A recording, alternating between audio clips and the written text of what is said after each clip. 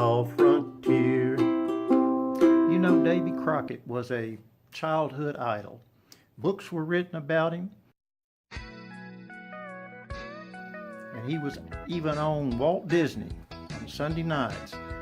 We got to see Davy in action fighting Indians.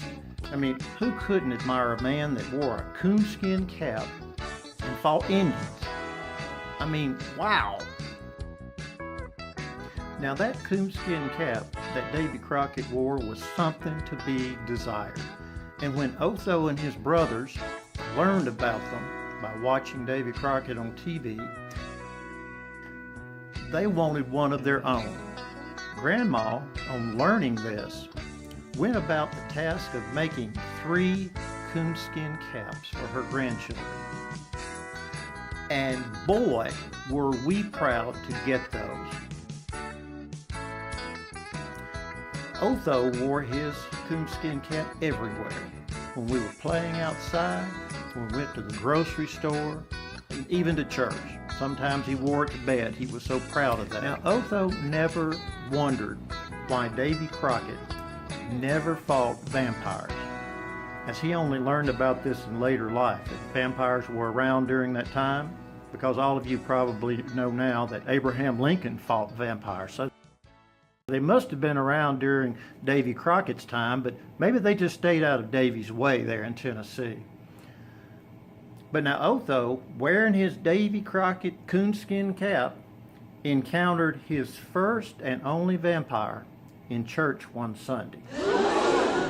He was at the communion rail with his parents, and as the minister was making his way down the rail, administering the blood of Christ, Otho heard a hissing sound to his left, and he saw the minister stop in his tracks, this startled expression on his face, and he was looking at a blonde, young vampire child.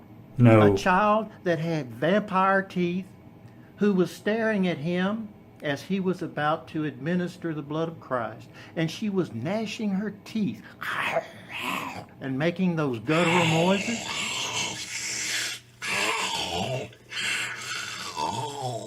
An embarrassed father who was kneeling next to his daughter, the vampire queen, he quickly ushered her away back to the pew, leaving the minister just standing there with his mouth open.